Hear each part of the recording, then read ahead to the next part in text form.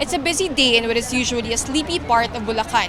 Upwards of 1 million Iglesia Ni Cristo members are expected to come to this part of the province to celebrate the church's 100th anniversary at the newly inaugurated Ciudad de Victoria. That is happening on Sunday, July 27, but already thousands of INC members, the young, the old, even the very young, are in Bulacan. Members say it is not easy. Most will be spending the night at the Ciudad de Victoria inside tents, makeshift tents, and on arena and stadium seats.